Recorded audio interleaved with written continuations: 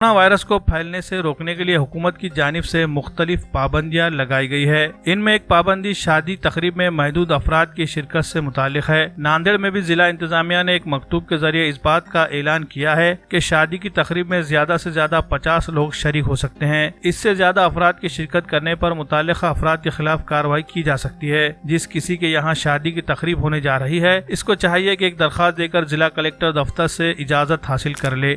इजाजत मिलने पर अपने इलाके के पुलिस स्टेशन को इसकी जानकारी दे और फिर उसके बाद शादी की तकरीब का इनेकाद किया जाए। इन तमाम उसूलों का लिहाज करते हुए आज नांदेड़ शहर के पीर नगर में शादी की एक ऐसी ही तकरीब मुनक़िद की गई। PSI सैयद जमील की दुख्तर का निकाह अबरार अहमद सिद्दीकी के फर्जंद फुरखान अहमद सिद्दीकी के साथ मुनक़िद हुआ। लड़की के वालिद सैयद जमील साहब एक जिम्मेदार पुलिस अफसर है और उन्हें बेहतरीन खिदमत अंजाम देने के एतराफ़ में सदर जमहूरिया के हाथों एजाज़ भी मिल चुका है। इसी तरह जिला इंतजामिया की जानिब से मिसाली मौलिम के अवार्ड से भी नवाजा जा चुका है। खुतबे निकाह मौलाना अब्दुल अजीम रजवी ने पढ़ाया। निकाह की बारात जैसे ही लड़की वालों के घर पहुंची, तमाम बारातियों के हाथ सैनिटाइज किए गए। इस तरह तमाम अफराद को मास्क भी तकसीम किए गए। महफिल निकाह घर की छत पर मुनक़िद की गई। महफिल में शरीक तमाम लोगों को समाजी दूरी का ख्याल रखते हुए दूर दूर बिठाया गया। ईजाब कबूल की रस्म पूरी होने के बाद नौशा को मुबारक देने के लिए गले मिलने का आम रिवाज है, लेकिन यहाँ ऐसा नहीं किया गया, बल्कि फासले पर रहकर अल्फाज के जरिए शादी की मुबारकबाद पेश की गई। तकरीब के अख्तिताम पर लड़की के वालिद सैयद जमील ने अपने तासुरात कुछ इस अंदाज में जाहिर किए।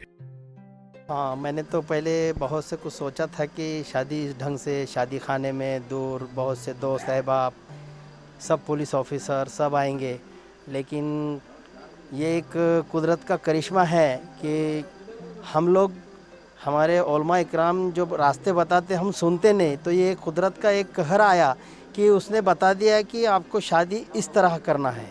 माननीय जिलाधिकारी साहब ने जो GR निकाला है उस मुताबिक उस पूरे नियम को हमने फॉलो करते हुए सबसे पहले पूरे घर को सैनिटाइज़र से शावर किया है।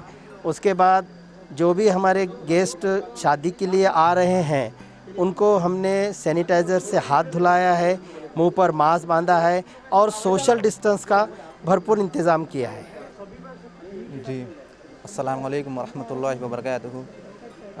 इस शादी के पूर्व मसरत मौके पर एक अल्हम्दुलिल्लाह खुशी महसूस हो रही है कि एक इस लॉकडाउन में इस जैसे हालात मुल्क के हालात है और इस हालात में लॉकडाउन की वजह से जो पाबंदियां जो आयद है हमारे क़ानून के हिसाब से हम उसको मद्देनज़र रखते हुए और क़ानून को अपने ऊपर आयद करते हुए हम सोशल डिस्टेंस रख रहे हैं, सैनिटाइज़ कर रहे हैं और बाकी जो क़ानून के जो बताए हुए पाबंदियाँ है, गाइडलाइंस है, उसको हम फॉलो कर रहे हैं।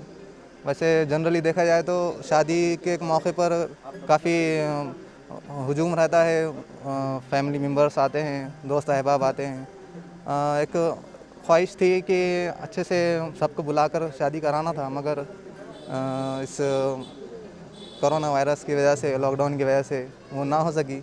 एक खुशी ऐसी महसूस हो रही है कि सुन्नत तरीक़े से शादी सिंपल तरीक़े से हो रही है और एक सबके लिए एक मैसेज यही है कि जो लोग लॉकडाउन की वजह से शादियां अपने एक्सटेंड कर लिए हैं, उसी गवर्नमेंट ने 50 लोगों की परमिशन दी है।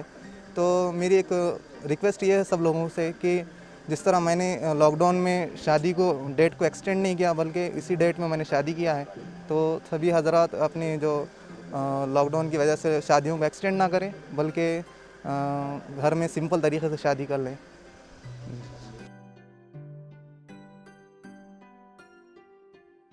बिस्मिल्लाहिर्रहमानिर्रहीम। अल्हम्दुलिल्लाह आज यहाँ पीर नगर में सैयद जमील साहब PSI की दुख्तर नेक अख्तर और जनाब अबरार अहमद सिद्दीकी साहब के फ़र्जंद फुरखान अहमद सिद्दीकी साहब, इन दोनों के निकाह की ये तकरीब मुनक़िद हुई।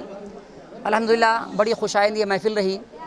साथ ही साथ एक बात जो नज़र में ये आई कि इन हालात में जहाँ पूरे मुल्क में कोरोना वायरस की वबा फैली हुई है और सोशल डिस्टेंसिंग का मुसलसल जो पैगाम दिया जा रहा है, आज इस बात को मैंने महसूस किया कि आज की ये शादी बिल्कुल एक डिफरेंट शादी रही, जिसमें तमाम मुंतज़िमीन ने जो भी सोशल डिस्टेंसिंग के जो रूल्स रेगुलेशन हैं उन तमाम का पासो लिहाज भी रखा और जितने भी मेहमान आए तमाम के लिए खुसूसी तौर पर मास्क का नज़म रहा, सैनिटाइज़ किया गया उनके हाथों को।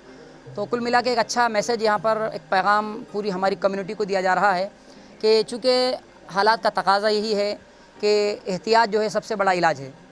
तो अल्हम्दुलिल्लाह मैं तमाम हज़रात से गुजारिश करना चाहूँगा कि आप भी जब भी अपनी निकाह की महफ़िलें हों तो आप इन उसूल का, जिसका मुसलसल हमारा जो महकमा सेहत जो है हमसे मुतालबा कर रहा है, आप उनका ख़याल रखें। और इसी तरीक़े से आप अगर निकाह की अपनी तक़रीबों को अंजाम देंगे और हुकूमत की गाइडलाइंस की भी इसमें अल्हम्दुलिल्लाह पूरा ख़याल रखा गया है, जो तादाद जिसकी परमिशन ली गई है उसका भी ख़याल रखा गया है, तो ये खुशाइंद बात है।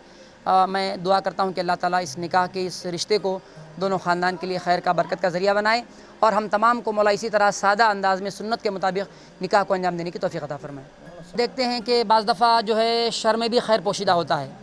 इस लॉकडाउन के हालात में चूँकि हुकूमत की जो गाइडलाइंस है कि भाई 50 लोगों के ऊपर की परमिशन नहीं मिल रही है गवर्नमेंट की तरफ से, तो इस एतबार से हमारी जो शादियाँ हैं जो सादा अंदाज़ में हो रही है, तो मैं तो कहूँगा कहीं ना कहीं इसमें सुन्नत पर अमल आवरी का भी एक मौका मिल रहा है। तो मैं पैगाम ये देना चाहूँगा कि लॉकडाउन खुलने के बाद भी एक जो सिस्टम जो चालू हुआ है, बहुत मुसलसल उलमाए कराम ने मेहनतें की, लोगों को बताया, लेकिन कहते हैं फिर भी अमल नहीं हुआ। लेकिन इन हालात में जब एक उस पर अमल आवरी शुरू हो गई है, हम देख रहे हैं मुसलसल अभी रमज़ान में हमने देखा कई लोगों ने सहर के बाद जो है निकाह की महफिलें हुई, बाज़ लोगों ने इफ्तार के बाद 5 लोग 7 लोग, यानी बिल्कुल एक सादा अंदाज़ में। और अल्लाह के नबी फरमाते हैं सबसे बेहतरीन निकाह वो है जो आसान अंदाज में मुनक़िद किया जाए।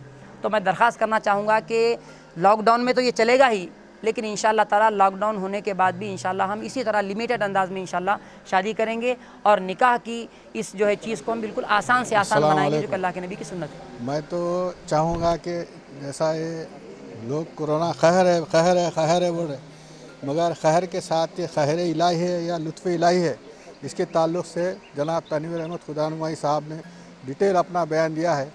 तो हमारे लिए तो ये लुत्फ़ इलाही है, क्यों तो इसमें शादी के अखराजात और लोगों से डिस्टेंस रखने से और लॉकडाउन रहने से बहुत से खराफात से बचा जा रहा है। और मुख्तसर लोग आके ये सुन्नत नबी पे अमल करे, इसी शादियां हो रहे हैं। ये तो अगर ये लॉकडाउन नहीं रहता तो फिर वही जमावड़ा 1000-2000 लोगों को दावत दे रहे, उन्होंने आ रहे इन्हों जा रहे, गैर ज़रूरी अखराजात से ये बचना है। तो इसमें कोरोना तो ख़त्म होना चाहिए, लेकिन इसके साथ माहौल भी दुरुस्त हुआ, पोल्यूशन ख़त्म हो गया और जो अपना रेड जोन में या जो होल होगा था वो भी ख़त्म होगा। तो उससे फ़ायदे भी है, नुकसान भी है, दो तरफ से भी सोचना चाहिए। तो मैं तो इसे हमारे लिए तो बासे बरकत ही समझूँगा।